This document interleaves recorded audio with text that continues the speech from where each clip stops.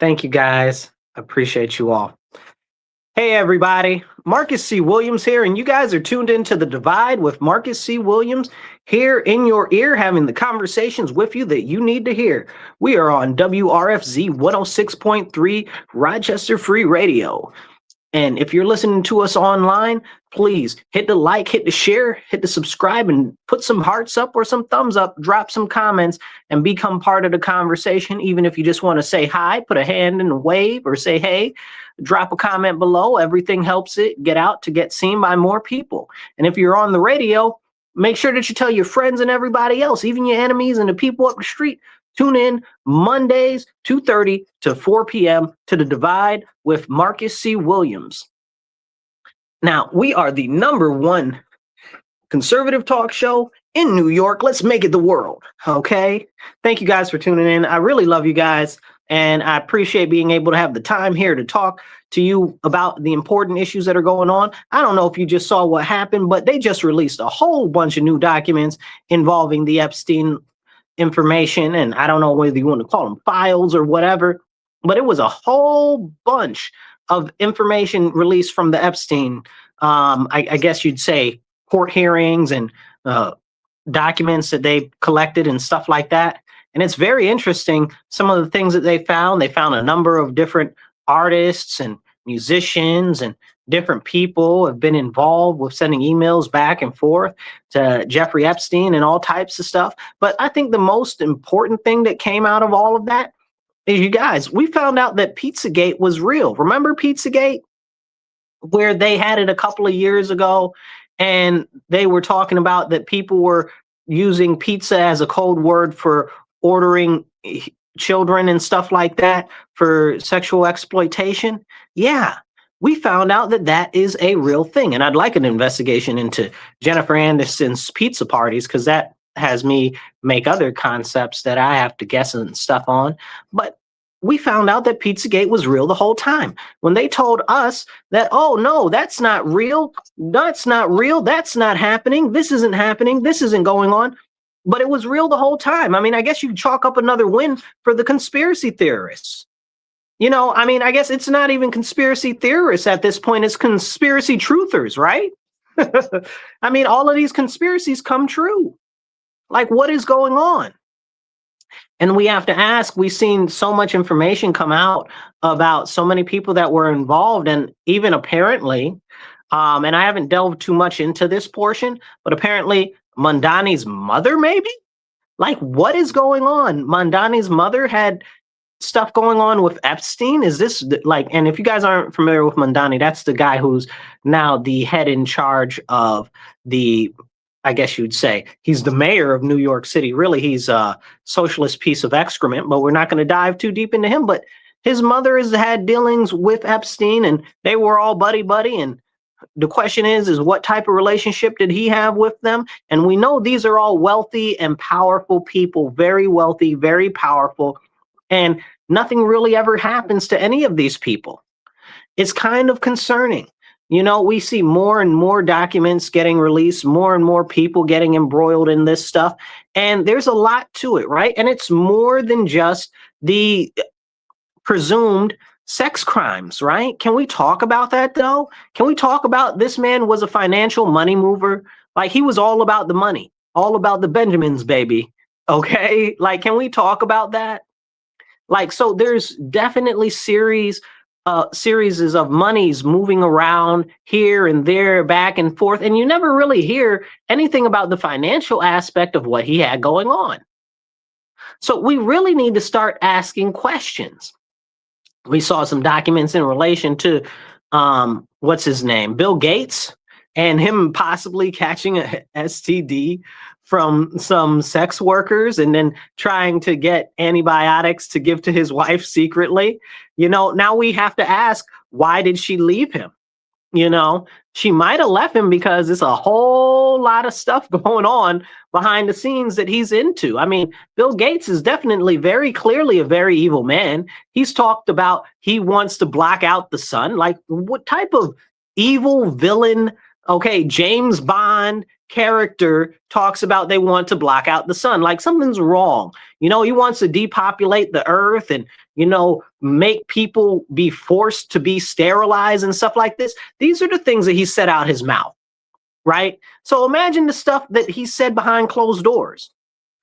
And it's things like this that have to make you go, what's really going on? And how come we don't have any conversations about these things? Nobody talks about Bill Gates and the shenanigans that he's gotten into and stuff like that. We saw that Melinda left him and they were together for quite a long time. So we wonder what sordidness happened there. And I have to ask, you look at all of these rich, extremely affluent people that are cut above all of us normal people and the poors, right? Like they think that they're so much better than us because they're so wealthy and affluent that they can do anything that they want. Well, when you got money on that level, you kind of can do anything that you want. And we see that over and over again. And people bring up these Epstein files, especially the Democrats and stuff like that. And I'm like, okay, I hear you. But what happened to the Pandora Papers? Or what happened to the Panama Papers? Now, these are extensive lists of financial dealings that the ultra wealthy had and how they hid all types of money offshore so that it wouldn't be taxed or so that they could hide it and pretend that they didn't have it or do secretive investments in it. And I'll take, for instance, the Panama Papers. Like everybody involved in the Panama Papers was murdered.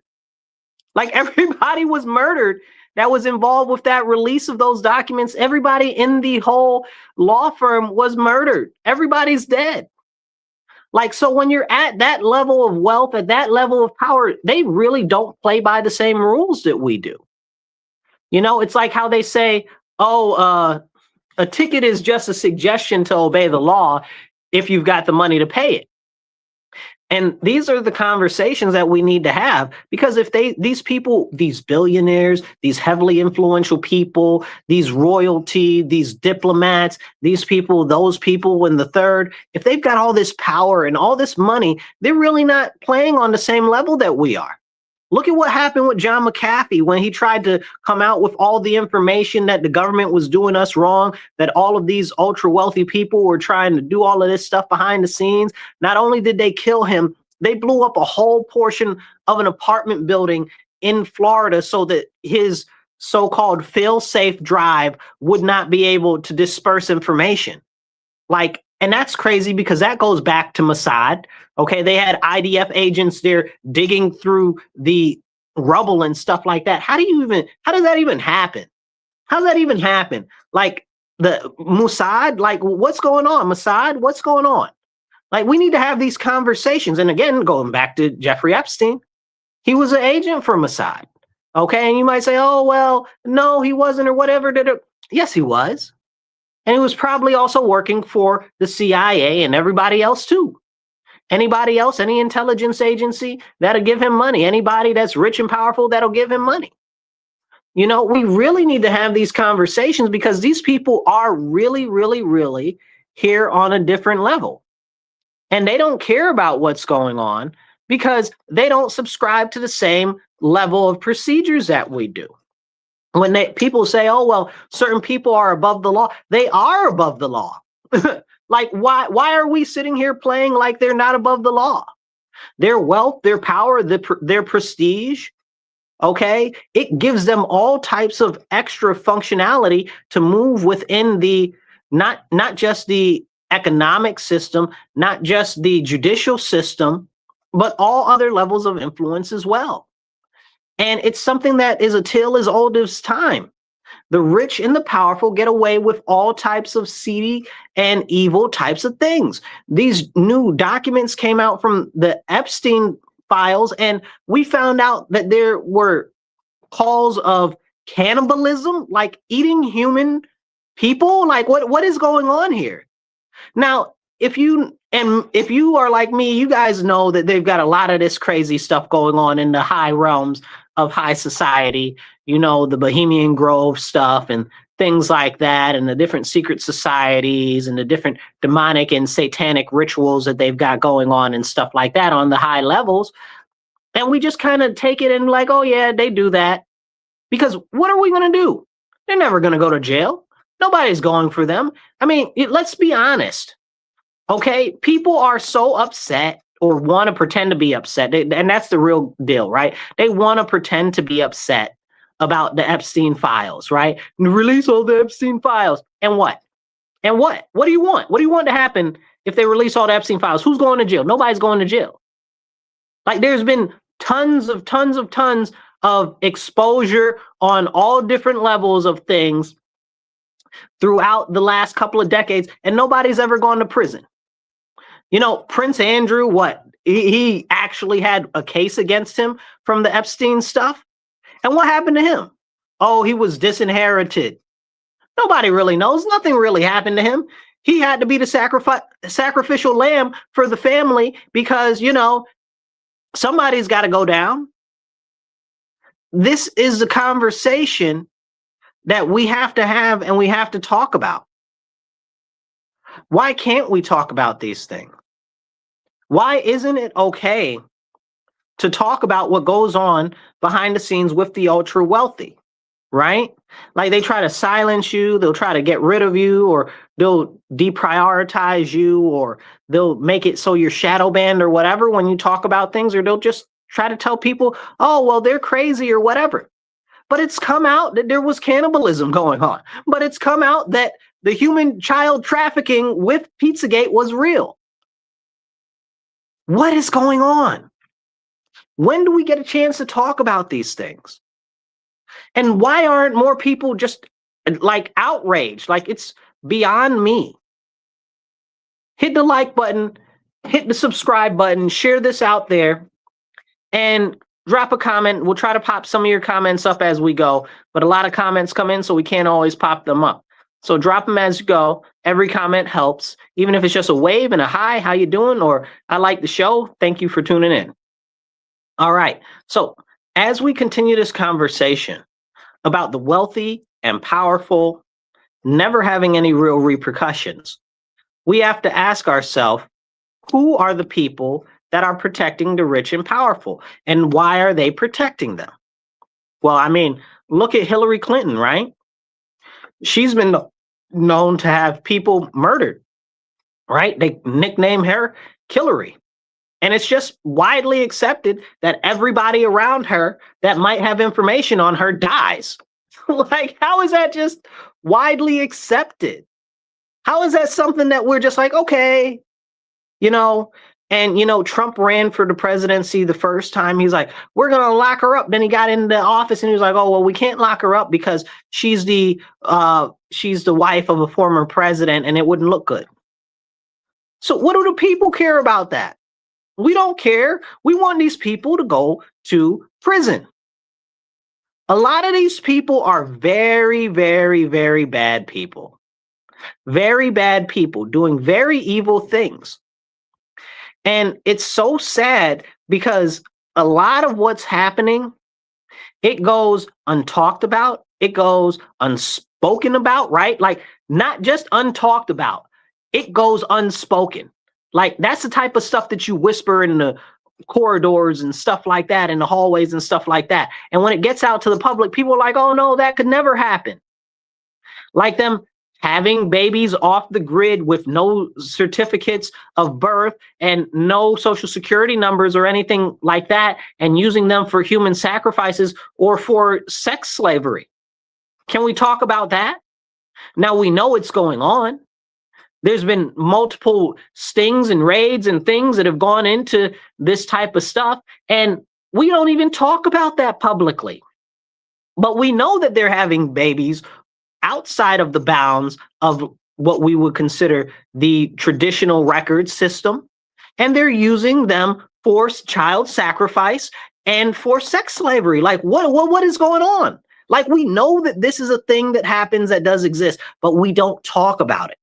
And when you talk about these type of things, people get really fidgety and squirmy and stuff like that. And they feel really uncomfortable because they don't want to talk about those things because it's so evil. It's so demonic. It's so far from the general concept of what individuals would consider normality that they push it out of their heads. Even though we know that this serious, horrible stuff really happens. Really happens. Like, it's terrifying. It's absolutely terrifying.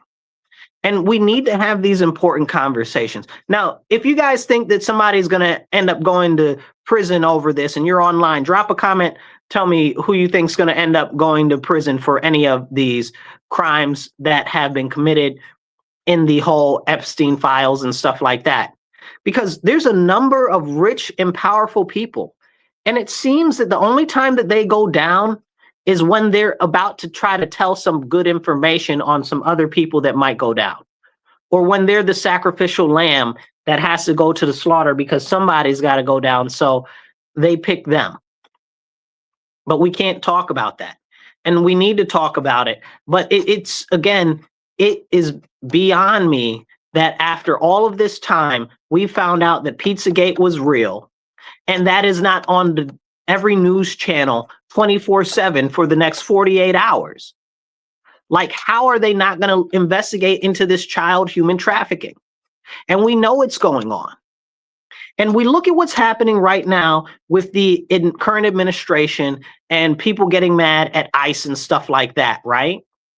But we know under Biden, over almost 500,000 children went missing that came into this country. There's almost 500,000.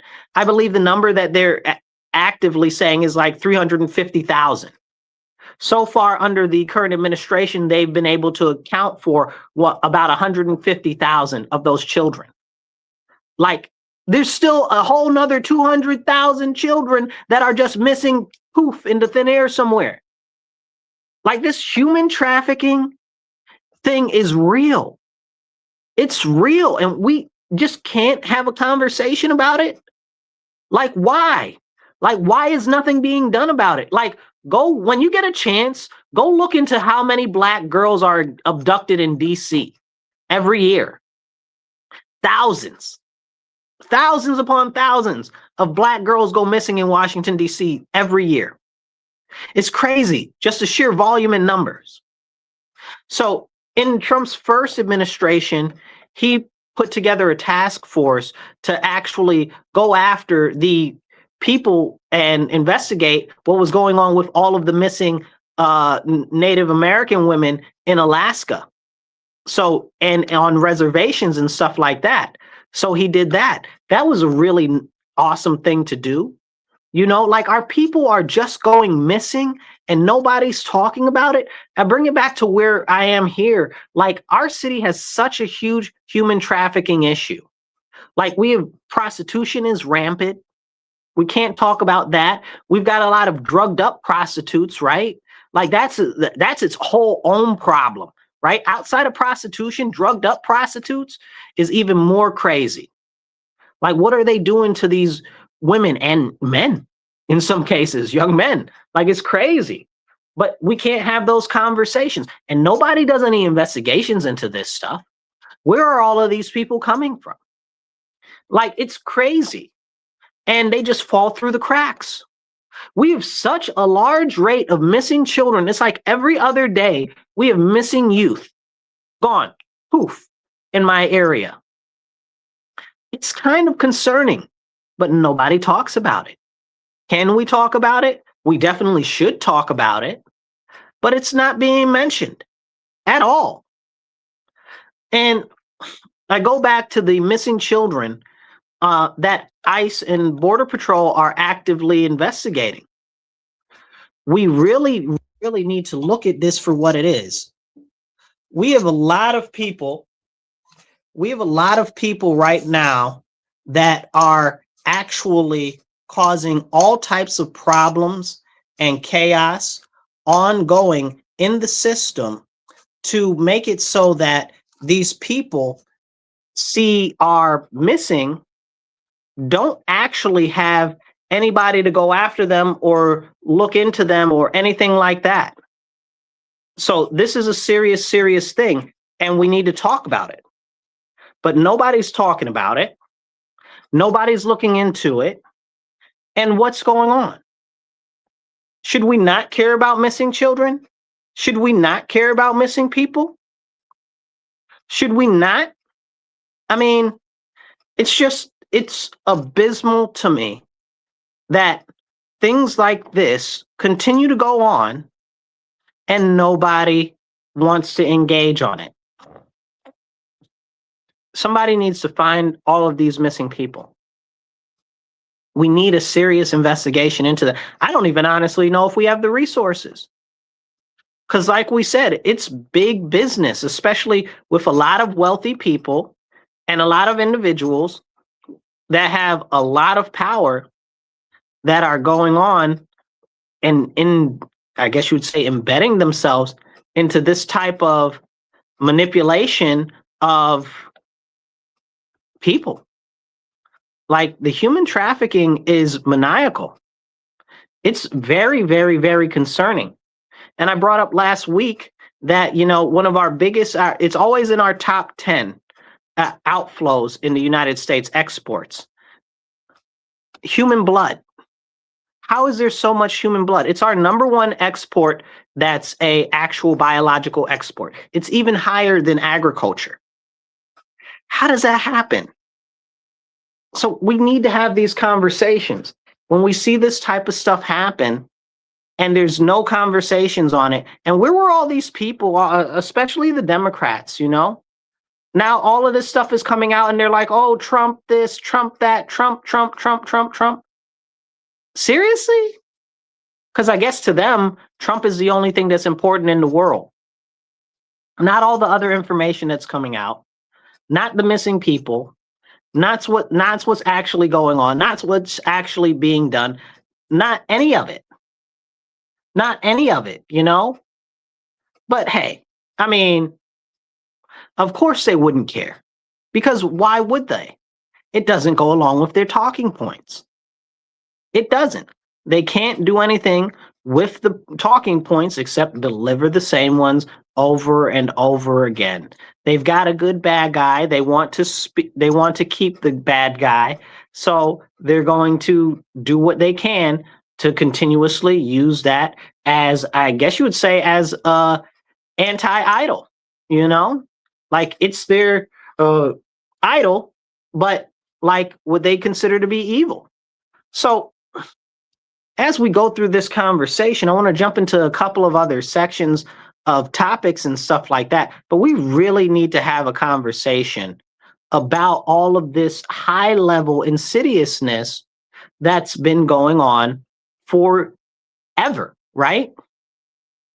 Billionaires, millionaires, the political elite, and everybody just do whatever they want. Movie stars do whatever they want, and they get away with it.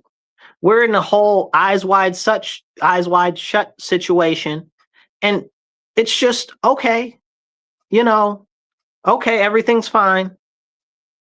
But when can we have those conversations? Let's jump into some stuff that's going on throughout the nation right now. Right now, we've got a lot of special elections that have just gone down. The Republicans have lost a couple of seats in the House. I believe the Republican majority in the House is down to 4 seats. So that's a very concerning situation right there, because we know that if the Democrats get back in power, what they're going to do is they're going to push for more open borders. They're going to push for more things that are going to destroy our economy. They're going to push for more funding for this, more funding for that, more. And the more that they push for, the more we have to expand the government. And at the end of the day, that's the biggest issue that we as the populace of our country have. The continued expansion of the government. So when we see a president like the current president, Trump, who's trying to cut back on government bloat and on government positions, and people are like, oh, no, don't do that. We have to ask them why. Because we know that our whole, I guess you would say, the whole government in and of itself is so large and it's such a behemoth that it's crushing our citizens underneath it. It's making us completely dependent on the government. And that's something that we need to have a conversation about. The level of dependency on the government continues to increase as long as the continued expansion of the government continues. And that's a serious, serious issue. Right now, the federal government is partially shut down. They would not pass the funding for DHS, and that's a serious issue because DHS deals with a number of things. You know, they deal with the TSA. I'm not fond of the TSA. We've talked about that before. The TSA has never once stopped any terrorist activity. Okay, they're useless. I'm not the people, the individuals, right? But as an organization, like it's been a pain. And if you're older than me, you might remember before the TSA existed. So this is a serious problem. It's a serious problem that DHS is shut down. Like they're the Department of Homeland Security. Now, don't get it twisted. If you guys know me, you know I'm not a big fan of the Department of Homeland Security. Okay, I don't like big government. I don't like overarching government surveillance. I don't like any of that. But speaking of government surveillance, as we get into that conversation, one of the things that the Democrats want to push right now is they want to push the fact that they want more body cameras for ICE. Now, I need you guys to sit with that, and I need you to think about that very clearly, right? So what is the number one issue with the government right now against the people? It's the expansion of surveillance, right? It's the expansion of surveillance. People say it's this, oh, it's that. No, it's the expansion of surveillance, because the number one thing that you need to actually move towards bigger government, to more control over the people, is surveillance. You got to know who, what, where, when, how, why, and what motivates them. And we need to have those conversations. Now, the Democrats are trying to force ICE to have body cameras. Okay. And it sounds good, right? It sounds good. We're like, oh, yeah, it's going to be for the protection of the citizens. It's going to be so good, whatever the case is, whatever the case is. Is it? Because it's more government surveillance. Now you're going to have them be recording all the time, all the cars and the plates and the license plates and the people's faces and their gaits and how they walk and all of this and all of that. So you're saying that you don't want them to have this, and you're trying to have a condition of anonymity. You're trying to leave your cell phones at home and cover your face and wear ridiculous outfits so that they don't know it's you. But at the same time, you're asking them to have more surveillance technology and body cameras on. Who's stupid? It's like, it's ridiculous because you're asking for exactly what you're saying that you don't want. The same way they're out here in the streets acting a fool, getting in the face of ICE, giving ICE problems, okay, giving Border Patrol problems. And then they're like, oh, well, Border Patrol is being mean to us. Get out of their face. Hello? You understand what I'm saying? Like, stop poking the bear. Like, how is that complicated? Like, you're like, oh, well, I don't like that they're going after and hurting people and stuff like that. Y'all causing a whole riot outside of where they're operating. Y'all are trying to impede their operations. And then you wonder why people are getting engaged at that level? Come on. Stop playing. Why would you create a situation like that? Then when the events transpire that anybody could have predicted would transpire, now you feel in some type of way. And what does all of this cause? You're out here being all riotous and misbehaving and doing all of this and all of that. What's that going to cause? The expansion of the federal policing body. Duh. Like, are you serious? Why? Because they're going to need more federal level police because they got to deal with your cuckoo crazy behinds. And then you look at people like Tim Walz or what's his name?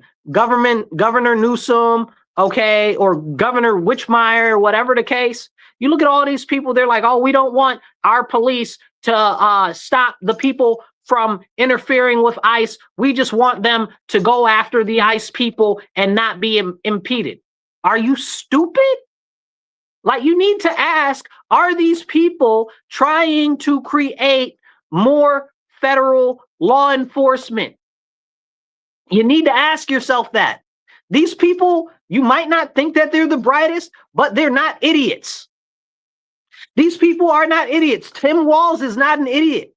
Okay, that mayor, ridiculous mayor of Minneapolis, Jerry or whatever his face is, he's not an idiot. Newsom, as much as he's a piece of garbage, he is not an idiot. Gretchen Whitmire, she is not an idiot. These people are intelligent. So if you see the fact that they're allowing all of this destabilization, you have to ask, what is really in play? What is the end game for them? Because I'm going to tell you right now, anybody could predict if you keep giving federal law enforcement problems like that and they can't execute on their job, they're going to have to send out more federal law enforcement.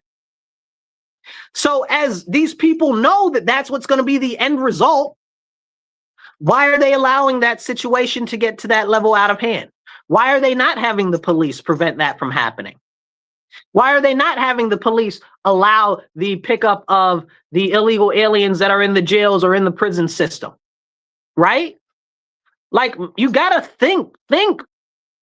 You know, I had a math teacher once, her name was Miss Diudo. She said, listen and then listen. Because this is what you have to do with these people. You gotta listen and then you gotta listen again, right? Like, really hear what they're saying. Like, they're not stupid. We just take that they're terrible people to also just be like, oh, well, they're incompetent. No, they're terrible people and they're highly competent. Okay, they might be corrupt, they might be evil, they might even be vile, but they are not stupid at all. So clearly what is happening is exactly what they want to happen, because anybody can predict that if you allow people to run amok, it's going to cause more problems. You know, it's like, who's stupid? You got to think about what's going on. You know, somebody says that they keep making those jails full of prisoners that are privately owned fuller and fuller, and they make money off of that and stuff like that. You know, that's partially the thing, because they do get money. The state does give out money, and I'm sure that they have a lot of contractors and stuff like that that are actually giving them some kickbacks on the outside and stuff like that. But it's more than just that. They want this destabilization. You heard Tim Walz the other day talking about, oh, you remember when you were little, you read that book about Anne Frank? Well, we're seeing it happen right here. You're an idiot. Okay. Oh, wait, but you're not an idiot. You're not stupid, right? So he's not stupid. So he's playing dumb, or rather he's playing you for a fool. Okay, because they figure if they can sensationalize this, they can use it to their own benefit. And again, that is what these rich and powerful people are about, using any issue, any problem to their own benefit and to the disadvantageous nature of the populace. And this is what we need to talk about, because this is something that is happening over and over and over again. You think these Democrats want body cameras for what? For the safety of the people? Who's stupid? Why do you think they're putting all these cameras in our neighborhoods and stuff like that? If you look at almost every Democrat-run area, right, where they put in police accountability boards, where they've put in all of this surveillance and stuff, they don't lock up criminals. They don't lock up criminals. So they're using all of this scanning, this biometric stuff. They don't lock up criminals. So if they don't lock up criminals and the Democrat areas are where they're pushing all of this stuff at, why do they need all of these cameras and all of this surveillance? Because clearly it's not for the criminals. You can say, oh, well, they're using it because it's for safety and public. It's not. It's not. And if you believe that, you're missing everything. You're missing everything. You gotta pay attention to what's going on, because this is out of control. What's happening is we see the left and we see the right, and we see the Democrats and we see the Republicans, and we see this and we see that. But what it always is it's always two dichotomies. It's always this or it's always that. But I'm telling you right now, it's mostly about the power structure in and of itself. It's about the people at the top of the pyramid. They're all in it together. You know, George Carlin made a very good point one time. He said, they all go to the same schools. They all go to have the same bankers. They all holiday in the same places. They're all married into the same people's families and stuff like that. They don't need to have a conversation about what they need to do to collaborate. They all know what is best for their own group. That's what it is, people. These rich, affluent people do not operate the same way as us as regular citizens. And they're all in it together. It doesn't matter what the party is. They're all working towards the same type of an end goal, which is more surveillance, which is more heavily curated presence of what you can and cannot do. Okay, we see it in the banking industries. We see it through all of these programs where they call it, what do they call it? Traffic calming or traffic easing. And they say that it's for the purpose of limiting accidents and not getting people hit by cars and so. It's nonsense. It's nonsense. It's a play on limiting your freedom of mobility. There's so much more going on than what we see on a daily basis, because you got to kind of put everything together. You got to put everything together bit by bit, piece by piece, because none of these things, what do they say? We don't operate in a vacuum. That's one of the most crucial and most important things that can ever be said. We do not operate in a vacuum. None of this stuff is happening in a vacuum, you know? And we need to have these serious conversations. Now, speaking of a vacuum, let's talk about the Caribbean. Let's talk about Venezuela. Let's talk about Central America. Let's talk about Cuba. Okay? Let's talk about these things. We've got Venezuela right now is greatly in our grasp as America. Okay? You may have heard President Trump get on the TV and say, we control Venezuela. Well, we do. And well, I'm happy as an American citizen.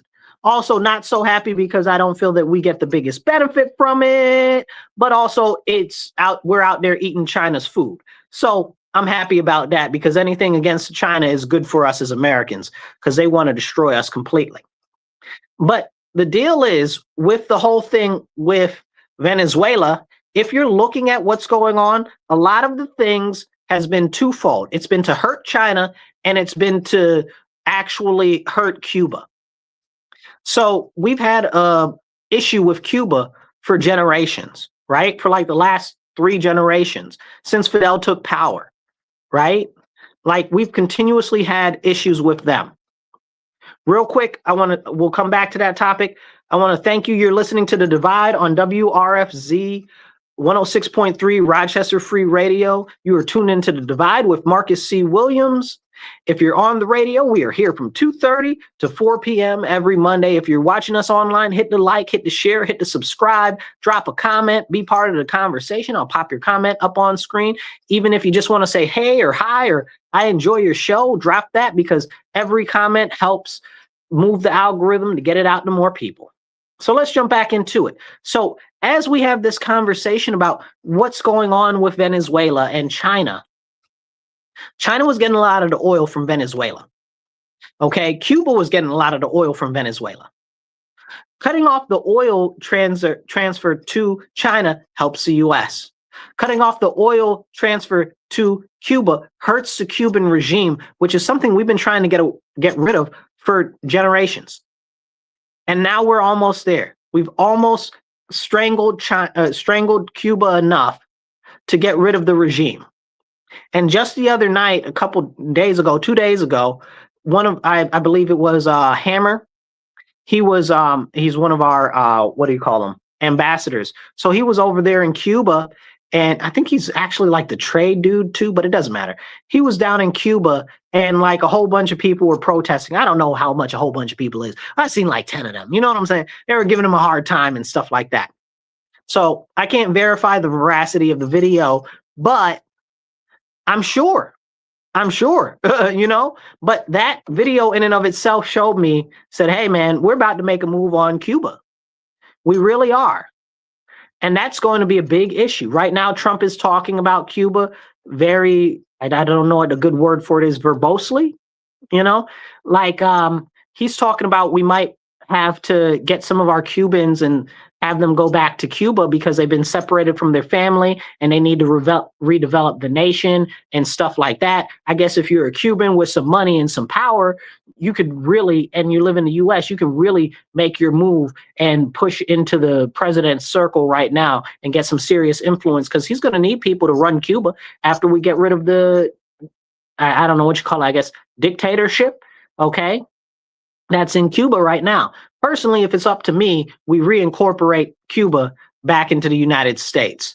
But whatever is going to happen, it's going to be a puppet of the American people, of the American country. I just want to integrate it back in the US fully because I want our baby to come back home.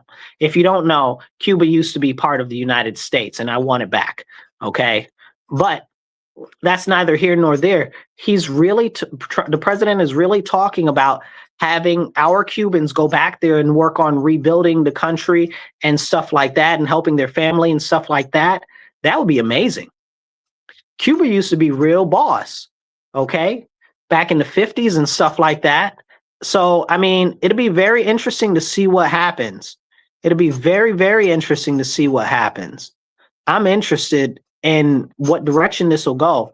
I think that what we're seeing right now with the cutoff, remember, Cuba was getting 1/3 of their oil from Venezuela. Okay. So that is a very serious impact. Right now, there's a lot of blackouts and a lot of other issues and stuff like that. So I guess the concept is if we cut it off enough, what will end up happening is that there will be riots and the people themselves will try to overthrow the government, or the government itself will try to overthrow the government. You know, people inside the government will try to tear it down from the inside because they're not getting fed either. You know, they're not able to live to the same quality of standards that they wanted to either. And that's something that's very interesting. We'll have to see how that ends up turning out. But it's something that is happening now, and it's something that is going on. So we need to acknowledge what's going on there. And if we get that to happen, if we get the Cuban dictatorship to crumble, if we can replace the regime in Cuba with a America-friendly version, oh my goodness, we'll be really doing something. Not just for the Cubans, but also for America ourselves. So that'd be kind of awesome. That'd be kind of awesome. So I'm looking forward to seeing what happens there. But a lot of this has to do with geopolitics, and a lot of people don't have those conversations, so they don't understand what's going on. If you guys want to support the show, you can go to Patreon and you can go to Rochester Free Radio and you can donate on there to the radio station, become an underwriter there. That'd be awesome. If you're online, you can support the show. You check out the sides right here. Or if you're on vertical, you can check out down there. But let's jump into it and keep going forward. Hit the like button, hit the share button, get it out there. Don't cost you nothing. So as we have these conversations about these important geopolitical issues, we have to look at it in the sense of how is that going to affect the mainland for safety, right? So when we talk about safety, we have to say, okay, well, who are the main threats? We have drug crime is a very big threat. Drug crime is largely being funneled into our country from China. Okay. China's making all the precursor drugs and stuff like that for the fentanyl and all of this. They're down there in South and Central America, especially Mexico, training all the cartels on how to make these different things and stuff like that. Very, very interesting, because their whole goal is to destroy our country from the inside. But we have to actually have that level of conversation. And not a lot of people want to. I look at it like, give, for instance, what's going on with the, I guess you would say, China right now, right? Internally in China, there's a giant conflict going on where they've purged a lot of the senior military officials. So people are like, oh, well, they purged a lot of senior military officials, so that means that China's not going to go into Taiwan. I beg to differ with that concept. I believe that because they've purged a lot of these people in the military, that's going to hasten and expedite their move into Taiwan. I believe that that's what's going to happen. And if it does look like Xi is losing power, if it does look like Xi is having all of these issues, we have two big problems. We don't know if whoever's going to replace him will be better than him. And we also don't know if, because he's old, right? Like Xi is old, right? And they say that he's not in good health. I don't know how true that is, but he's old and he's crotchety. So he's old and he's crotchety. How do we know he might not pull off some real serious high level, you about to catch some hands as I go down type of situation with some serious ballistic weapons and stuff like that? Can we have that conversation? No. And I'm concerned because I got to be honest. I don't know what will happen with this whole military issue, because I don't think that he's how can I say it? With Xi in power still and him trying to cling to power so he doesn't lose his life and his livelihood, I think that he is in a position where he has to take very volatile reactions. So he has to look big. He has to look Bogetti. He has to look like that. Otherwise, he will be removed from power faster than you can say lickety split. And somebody like that is dangerous because he's almost out of options. There are so many people that want Xi to fall. Who knows what he'll do? I mean, he's been measured, he's been calculated, he's been cunning, but that doesn't mean anything when you're under that level of pressure. Anything can happen. Who knows? And we need to be prepared for the possibility of that happening in the United States. So we have to make sure that we're paying attention to China and what's going on. I appreciate you. Somebody said they're sending love. Who's that? I'll pop that up there. Who's that? Nicholas? I appreciate you, Nicholas. Thank you. You guys drop some comments, even if it's just hey, hi, all of that. That all helps. Thank you, guys. So as we have these important conversations, China is one of the key dynamic players in the global marketplace. They have a major manufacturing capacity that essentially they produce like almost 25%, greater than 25% in certain instances and industries of the just general manufacturing of goods. And we need to have that conversation. Like, that's a lot of power. We just had an issue with the World Trade Commission, okay, or the World Trade Organization rather, where they filed in favor of China, where they're saying that some of the US's subsidies are harmful to China. Later for China. China is not the US. I don't care if our subsidies are harmful to China. Good. Do you know how China manipulates their currency? Do you know how China funnels all this money into all of these different industries that they have? That's why the industries are so big now. I'm honestly glad that the US is finally doing something to start taking the food off of their plate, because it's crushing us. It's crushing us. And nobody wants to have that conversation, because what's happened is in our stateside, they've made it so that we're so distracted by our day-to-day travails that we can't even focus on anything long-term. We see all of these industries that are coming back to the United States, and that's fantastic. Now, the question is, how do we train the people to get them into these jobs that are coming back? Or will all the jobs be taken by machines? And if the jobs are all taken by machines and we have Social Security that's collapsing, Social Security will be bankrupt allegedly by 2030. Okay, so that's right around the corner. That's another 4 years. That's terrifying. And disability is at least good for a little while. They say about 2045. That's good till. But it's collapsing around us. That means that anybody my age or younger, okay, we're not gonna see Social Security unless there are some major changes made. Unless there are some major changes made. But Congress doesn't want to do anything to address those types of issues. They'd rather actually just go out there and rename libraries and rename post offices instead of actually addressing the serious issues. These are problems, you guys. Serious issues. But they'll say, oh, well, the president's trying to cut Social Security. No, he's not. Trump's ran a whole campaign on not cutting Social Security. He said multiple times in office he's not cutting Social Security. He hasn't made one move to cut Social Security.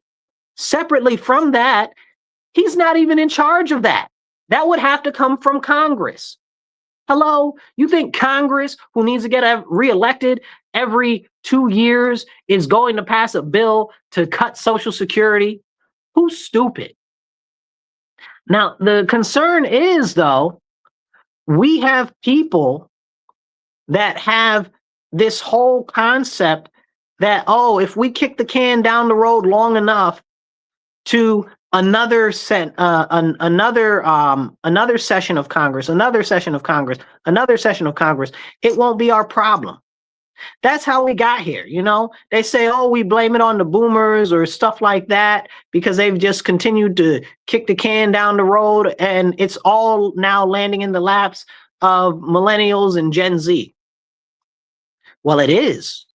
It's true. It's very true. You know, and that's a problem.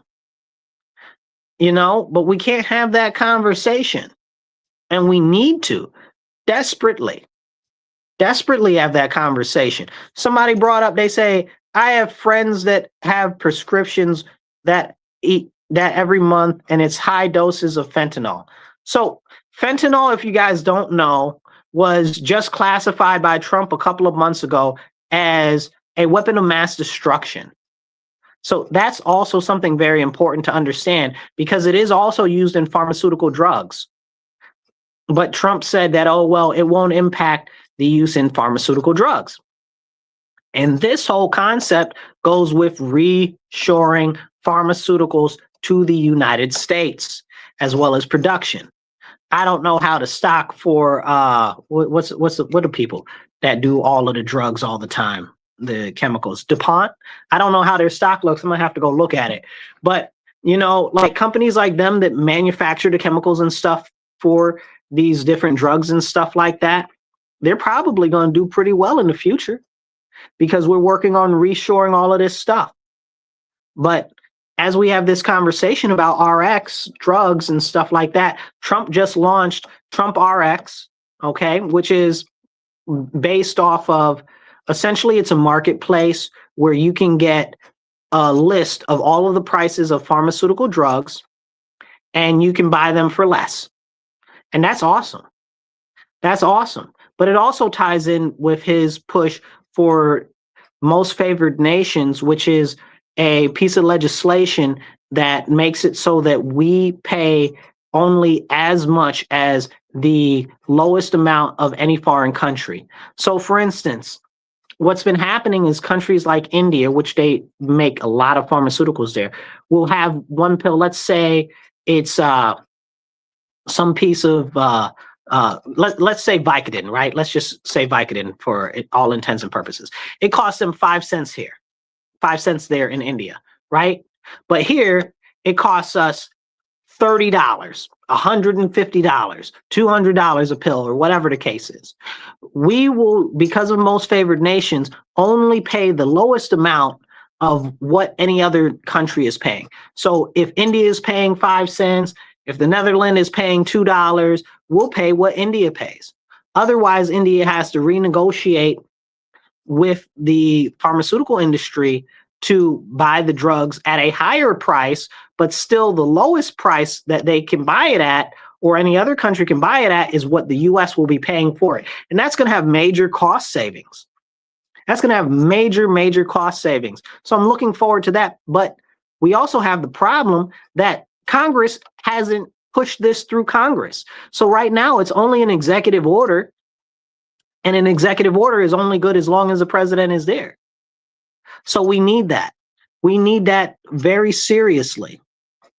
And we've got this whole push for reforming the healthcare system under Trump, where he wants to do these health accounts and stuff like that. And everybody's like, grr, because it's Trump, right? So he's a good bad guy. So let's be mad at anything that he does. But in New York State, we already have a health savings account in New York State. Like, what are you mad at? Like, these people just want to be mad to be mad. Like, it's ever so important that we have real conversations about this stuff. but nobody really wants to. Nobody really wants to. It's very, very serious. I'm excited for the Trump RX stuff. You know, I'm not on any drugs as far as pharmaceuticals go, or any other type of drugs. I don't do drugs. I don't really drink or do anything. I don't know. You call me a dry person or whatever the case is, it doesn't matter. But I don't take any pharmaceuticals, but I know a lot of people that do. I had to help take care of my grandfather, and like the pharmaceuticals and stuff there were like crazy prices. So I'm looking forward to this. This is going to be a big win for a lot of people. And yeah, you know, Canada has a lot of less expensive drugs up in Canada. So a lot of people try to go over the line to Canada to try to get drugs from over there. You know, I've heard about that very often. And sometimes they'll go over there for medical procedures too, or to Mexico for medical procedures because it's less expensive there. Now, it's funny about Canada is they have socialized medicine in Canada, but you can't get an appointment if you don't got no money. So appointments out there in Canada are like 18 months out, 24 months out, 48 months out.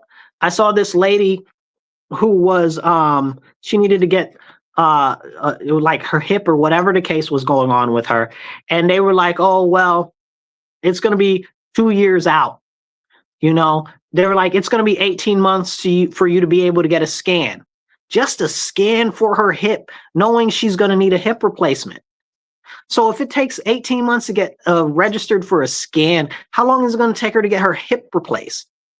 Like, the dangers of socialized medicine are not lost on me, but they're lost on a lot of people that push this, oh, we need to have social medicine stuff.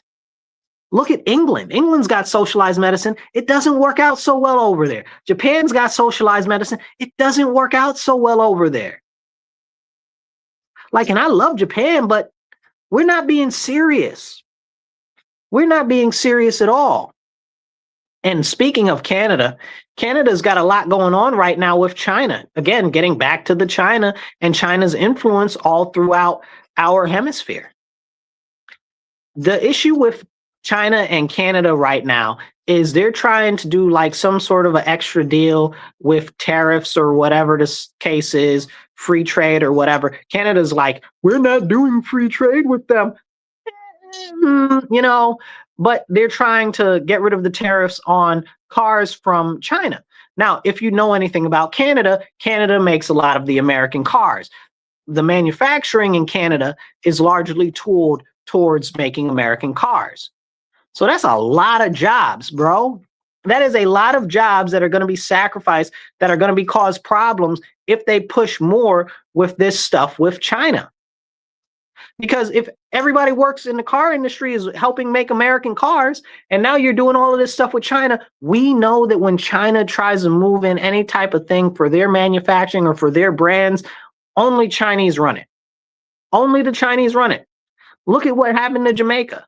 Look at what's going on in Nicaragua. Look at what happened in Panama. Like, we can see right here in our backyard what has happened. Look at what's going on in Mexico, because even Mexico is having serious problems with Chinese production of Chinese goods now, and them over flooding their markets and stuff like that, and them taking all types of jobs in industry and stuff like that. But we don't have that large a level of conversation on this, again, because it's something that we don't talk about. And if people don't talk about these issues, people don't see how they affect everything else that's going on. If China gets their grubby little paws into Canada anymore, it's going to be a serious national security threat for the United States of America. We know China is already openly at war with us, okay, through what they call fifth generation warfare. Go look that up. Okay, it's by any means necessary. That's why they're pumping us full of fentanyl in our country. That's why they're pumping us full of all types of poisonous goods. And I was talking the other day in our last episode about the biolabs that were found in California back in 2023 that were Chinese biolabs producing all types of poison. I guess you don't call them poison. You call them viruses and bacteria that are deadly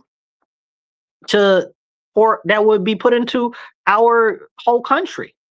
Like, they just found another one in Las Vegas that was tied to that one. This just happened the other day. Look it up. It just happened. So they found another biolab run by China, run by the same people.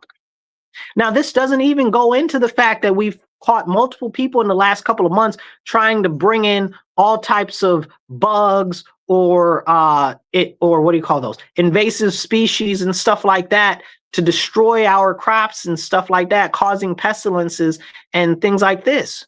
This is what China is doing. China is really about that destroy us from the inside type of life. A lot of these protests and stuff like that are being funded and pushed by China. Like, you got to get with it. You really, really, really do. You know, somebody said Walmart also has a list of free medication, and so does Publix. That's good. I don't know how that works out. I can't verify that, but that's what somebody's saying. This is what we have going on. And China is against everything in America. They really are.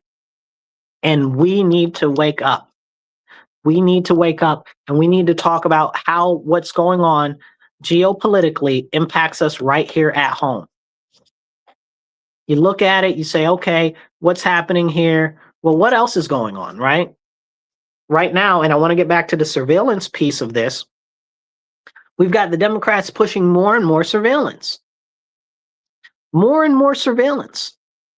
And I'm not saying that Republicans are not pushing more and more surveillance, but I am saying that largely where you see the expansion of surveillance on any sort of very serious level, you see it in Democrat areas. So when we see them push this stuff for ICE to have more body cameras and stuff like that, you need to start asking questions. You need to start asking questions like, how is that data going to be used? What is the surveillance once it's there? It's not going away. Once we start up these things don't go away. There's nothing so permanent as a temporary government program. You know, once it's started, it doesn't stop. And all of this that is being done, all of these pushes for, I guess you would say, disturbances, pushes for riots and stuff like that, pushes for civil disobedience, all of it leads back to the expansion of the government. So when people say, oh, well, I'm against fascism, I'm against this, I'm against that, are you really? Because the same people that tell me that they're against fascism want to expand the government. And that's what fascism is about. They want the government to control industry. That's fascism, people. You want them to control industry? That's called fascism. Like, what are you talking about? You're anti-fascist, but you want the government to do more things, and you want to expand government control over private businesses. What? That's fascism. But all of these definitions have been warped because at the end of the day, it serves to benefit the wealthy and powerful elite who are all working together against the American citizens. You know? We have to look at where our country is going and where our nation is going. And if we don't see and pay attention to what's happening with these pushes for all of these problems in our country, we're going to miss all of the opportunities that are out there at all. This is another big issue that I have with people that are always at Trump, okay? Especially in the Black community, the people that are against Trump so much. Why are you against him so much? You know, why? Well, somebody told you to be against him. That's why. Like, there are some legitimate things that I don't like about the current administration. And I don't know Trump as a person, as a human being. You know, I just know him. He's our president. He used to be a rich butthole. He got into the presidency and he continued to be a rich butthole. That's all I've ever known him to be. He is not disappointed at all. He's been exactly who I expected him to be. What do they say when somebody shows you who they are the first time? Believe them. He's been the same person the whole time. You know? So you have to ask these people, what are they mad at? And I guess you got to ask them, what are they mad at this week? Right? And that's the problem, because it's always something new. It's always something creative. And because they're always mad at him, let me be very clear. Because these people are always mad at the president, it's limiting our ability to maximize the potential of the positive aspects of what is being done in this administration. There is a massive, complete reworking of the way the country is going to function in the future, because what we've done in the past isn't going to get us where we need to be in the future. They're reworking manufacturing. They're reworking the healthcare system. They're reworking the car auto industry. They're reworking defense, okay, and military contracting. They're reworking all of these different industries, the steel industry, the nuclear power industry, the oil industry, coal. Like, they're reworking all of these things. HUD is out there reworking how HUD works. There are a lot of potential upswings that people can get involved in this administration if they would stop taking every chance and every verbiage that they can to poop on this man. Why, as a black man, what do I care about what's going on with Trump? What has he done that I'm supposed to be so mad at? He's gone against the illegal aliens. I don't want no illegal aliens here. Hell, I don't want half of the actual immigrants that are here. You know why? Because they don't love America. They don't care about America. I want me and a person that's immigrating here that loves America, is patriotic, loves our country, wants to be part of our country, wants to add to our country, okay? But a lot of these people care more about their homeland than they care about the U.S., which is the country that's given them the opportunity to be able to succeed. And that's crazy. And all of those people need to go. Okay, every last one of them. And you say, well, Marcus, that's kind of harsh. Let me be very clear. With the direction that we are going in our economy, we talked earlier about the complete crumbling of Social Security and other social services. What's happening? They've depleted social services for public assistance, housing, and all types of other stuff because of these illegal aliens and other foreigners. Because states like New York State is giving them all types of money, like the $3.4 billion that they put aside just for illegal aliens, not for migrants, not for refugees, just for illegal aliens in our state budget in the previous budget cycle. Like, that's real. So when people say, oh, well, illegal aliens aren't getting any money, I don't know what you're talking about. In New York State, they are. And I know that they are because they wrote it into the budget, and you can go look it up. These are not secrets. Like, what is it called? Open secrets? That's what this is. It's an open secret. Like, we know it's happening. We know that they're housing them. We know that we're paying for their housing. Like, that is not a secret. We know that we're giving them food. We know that we're paying for the food. Like, that is not a secret. Why can't we have those levels of conversation? So yeah, for me as a black man, look at the communities that they put all of these foreigners and immigrants in, okay? Largely, they pump them into underserved or working class communities, pushing out the people that live there, taking advantage on the extremities of the people that are already suffering in these communities. Can we have that conversation? No. Because the people that are largely leftist liberals that say that they care so much about the people in poverty and the black people and all of this and all of that, they don't actually care to have these conversations. And yet they're out here championing for illegal aliens. But because why? Who does that benefit? Not us as American citizens. Illegal aliens don't benefit us. They're hurting us. And then they'll say, oh, well, who's going to pick the crops? I'll tell you who's going to pick the crops. The machines are going to pick the crops. Okay, like, do you know how farms work? Have you been paying attention? I like agriculture a lot. Like, I like food. Like, so I pay attention very heavily to agriculture, meat production, and stuff like that. I can talk on end about it. But this is something serious is happening. Again, more machines, more artificial intelligence is coming for all of these jobs in the next couple of years. So even if all of these people were working in the field, which they're not, okay, you're talking about millions and millions of people that are here illegally, okay? They're not working in the field, okay? Especially nobody in my age range, okay? They're not working in no hot sun. They're coming from countries that have malls, cell phones, and the internet. Stop playing. And nobody, they're not doing that. They're definitely not about to go in any mining or anything like that either. So I don't care what you're talking about. However many jobs that we have for those industries, there are far more people here than would ever be able to do those jobs because there just aren't enough jobs in those industries. So who are they competing with? They're competing in other industries that are everyman jobs, like contracting, like roofing, like plumbing, like all of these other things that anybody can get these types of jobs and work as a trade and actually learn to do them. They're taking them. Okay, you go to. I was talking to somebody at that went to Taco Bell the other day. They're like, nobody speaks English in there, and they're not even Mexican. They're all from some South American country. And this is crazy, right? Because you can go to McDonald's, right? And they're not speaking English. Well, these are a problem. And it's not like they're not speaking English like they're Cuban Americans, or they're not speaking English like they're Puerto Ricans. Like, this is a very serious conversation. So they're taking these everyman jobs, the basic entry-level jobs. They're going into the warehouses. They're taking all of the jobs. Okay, they're doing all of the Ubers and all of the this and all of the that and those type of jobs. And we need to have those conversations.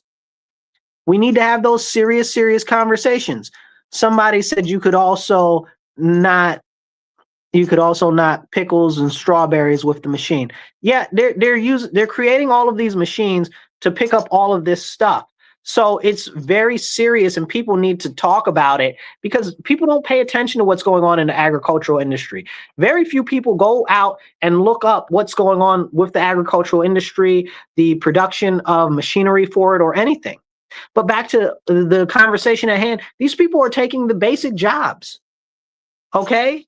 They're taking the jobs where you work in a warehouse, you go to a warehouse, everybody's in there, someone's foreign. It's crazy.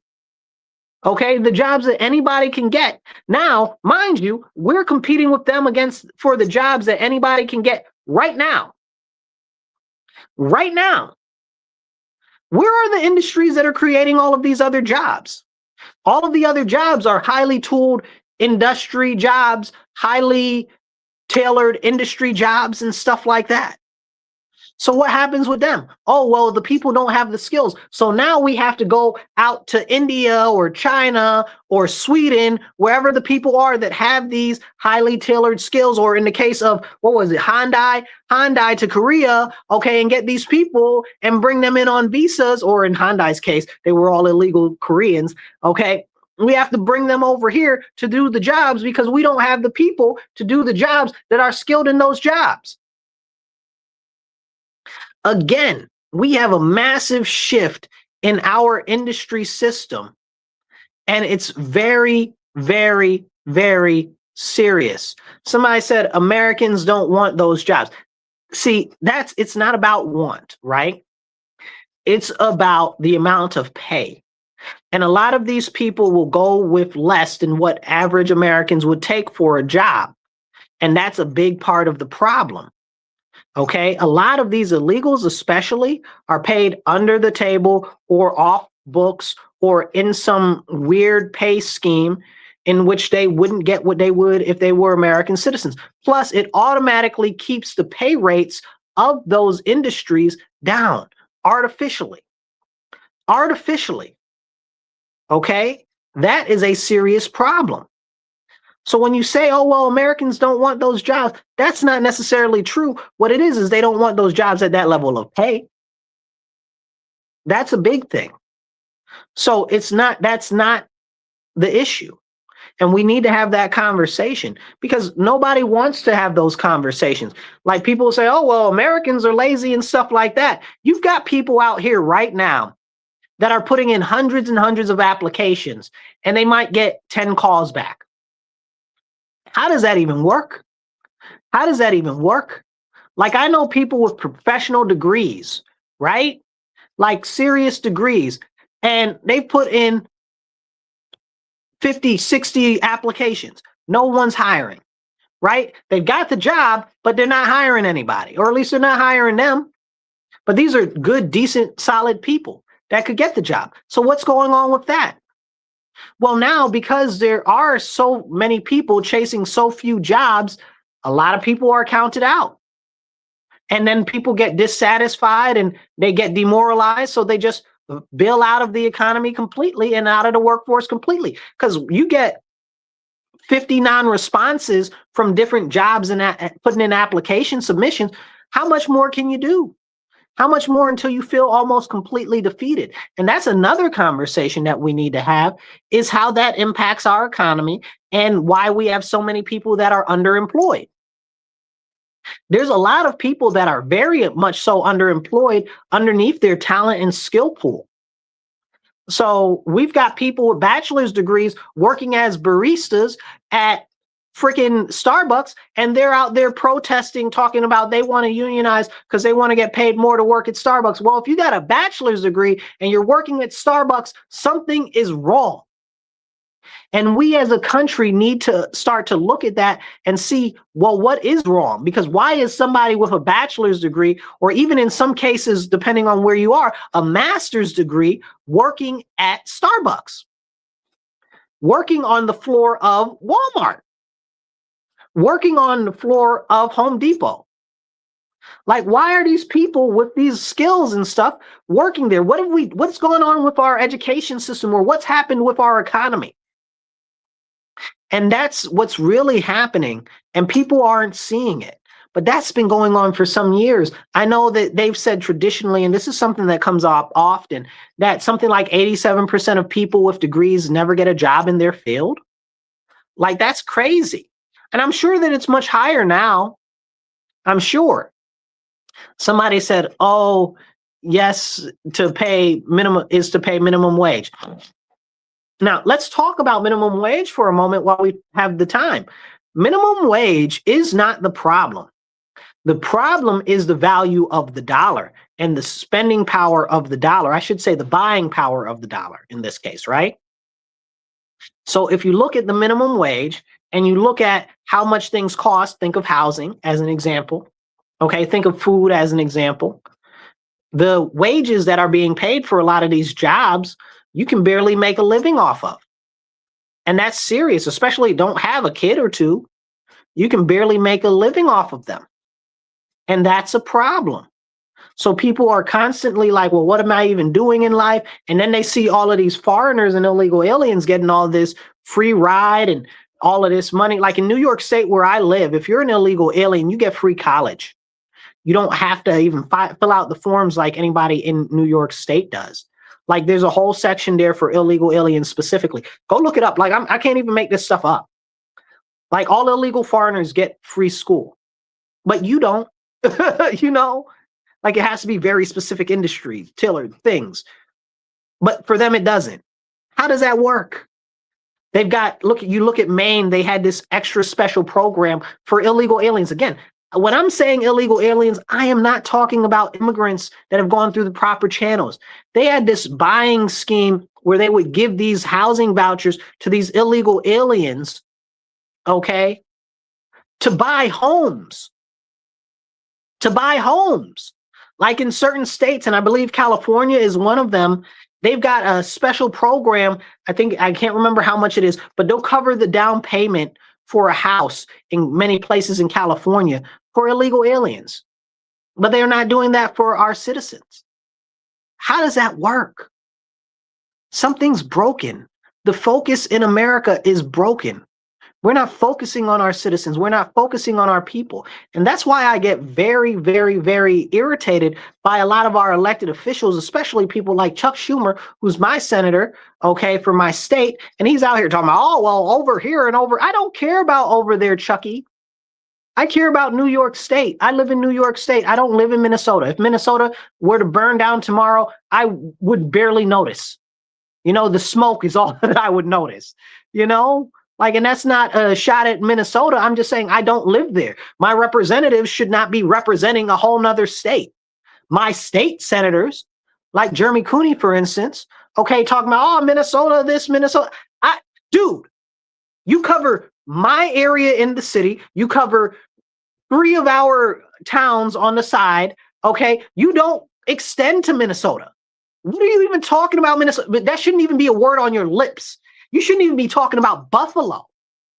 You understand what I'm saying? Like, but this is what's happened. Our elected officials aren't looking to represent us. They're looking to represent their own personal, private, special interests, or what they think is going to keep them in power and mobilize their specific power bases. And we need to have that conversation. This is a serious problem. Like I'll give you an example, right? Like where I live, we have a serious issue with the school district. Okay. The school district pays more than any other school district per child. We're over $35,000 per child. You can put everybody through Harvard twice, okay, each year on what we spend on school for our children per capita in the city of Rochester in the RCSD. But we have the second worst rating in the nation as far as productivity and as far as the ability to pass test scores. We have the lowest test scores in all of New York State, but also almost in all the country. So this is a very serious issue. But now that's even been exacerbated because now we've got all of these foreigners here in our schools, some illegal, some here on TPS, some here on different ways. But all of this, they don't speak English. So now we might have one classroom, we got 6 different languages. That's not going to work. And all it does is drain the money, drain the resources, and all of that from our people. Okay? When are we going to have the chance to actually focus on our citizens? Who's out there looking out for our citizens? If not our elected officials, then who? That's their job. This is gross neglect and dereliction of duty. Why are they focusing on them? And then we can get into the election system because, like I said, they're doing it because they think that it'll mobilize their base, but also it helps them get all of these other monies for all of these other programs that they want to say that they're supporting, which again gets them elected. It gets them donations to their campaign. It gets them to put people into different jobs and stuff like that. Okay. But in the meantime, because of the need for funding for those additional programs and stuff like that, it means the taxes have to go up. That means the taxes have to go up, people. So there are all of these knock-on effects that we don't even have a chance to have a conversation about. And it's crazy. It's crazy. So we need to look at it like this. Okay, well, let's see what's happening with the current election system. We've lost so many people in New York State. Somebody told me earlier, I don't know if this is accurate or not, we lost like 400,000 people last year from New York State that just left. That's crazy. I do know that we have the largest outflow of any state in New York, in the nation, in New York State. So it's a possibility. That's almost 500,000 people. But they're bringing these illegal aliens here more and more and more. And there's the question with the green light law, which is a law that allows illegal aliens, not migrants, not foreigners, okay, that allows illegal aliens to get driver's licenses. Now, when you put in for a driver's license, you can easily register to vote, or somebody can easily register you to vote, okay, by mistake or intentionally so. Now, the question is that happening? I don't know. I couldn't tell you for sure, but I know that the likelihood of it happening is more likely when all you have to do is check a little box when you put the information into a computer. Okay. I know it's more likely to happen that way. And we have to ask ourselves, well, how many illegal aliens are actually on the voter registry? We'll never know. You know why? Because New York State won't give the voting registry information to the federal government. Well, if New York State participates in federal elections, how come you're saying that the federal government can't have the voting records? Not the voting records, but the voting, the voter information. Why would you say that? We're getting ready to come up on the time where every year we do petitioning to get signatures to get people on the ballot. Now, I know for a fact, because I go out almost every year for almost the past 5-10 years, okay, to help people get signatures or get signatures for myself or whatever the case is. But every year there are dead people on those lists, not like a little dead. I'm talking about people from the late 1800s on the list. Okay, I'm talking people fought in World War I type old, fought, not alive, like fought, like craziness. Like this stuff is so serious. I had one lady one year, a couple years ago, okay, in my area. I went to her house and I was collecting signatures and I asked for one person and she was like, oh, that's my great grandfather. You know, he died after the Civil War. Now, apparently, the family had lived in the house for I don't know how long, but generations. The houses, a lot of where I live, a lot of the houses are still like 1800s and stuff like that. So I don't know how long the family had lived there, but the generations very clearly. And she showed me a picture of him too. Like I'm like this is crazy. Like this is crazy. So I'm like, this type of stuff is what is going on here. So I know for a fact that there are people that are no longer living on the voter rolls. I know people that are illegal aliens that have registered, been registered, not necessarily themselves, been registered to vote and not even know it. So how did that happen? So if the state doesn't want to hand over the records for election integrity, then how can they be looked at? I know the Board of Elections refuses to look at them on the state level. They refuse to clean up the voter registry. So how do we know who's on there? How do we know what's going on there? And why won't you produce them? It's the same thing like the monies for the, what was it? The child care facilities in New York State that's subsidized by the government. The federal government subsidizes the child care facilities in New York State for many different programs, and the government asked for the records of all of those child care facilities. Well, why wouldn't New York State give them to them? You have to ask yourself that. We know New York State collects them. Well, why wouldn't they give them to them?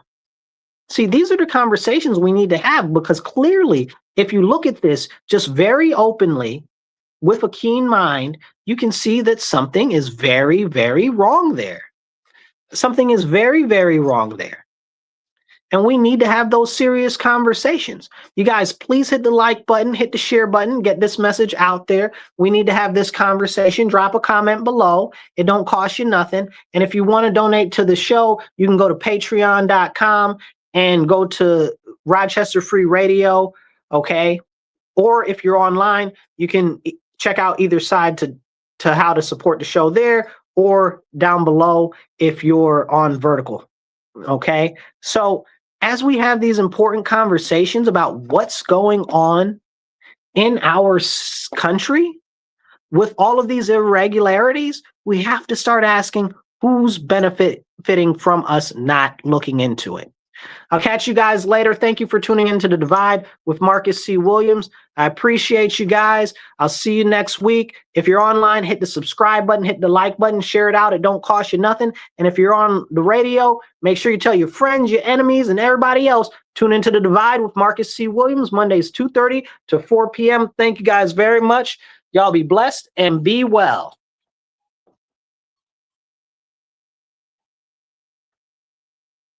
All right, you guys. I appreciate you guys greatly for being online with me. You know, if there are some comments or conversations that you'd like us to have in the next show or whatever, drop them below, drop some comments, and definitely get this out everywhere that you can. And be sure to subscribe, because we are the ones who are going to drive our country forward. And if it is to be, it's got to be up to us. Catch you guys later. Y'all be blessed and be well. Remember, stand up, speak up, and don't shut up. Take action.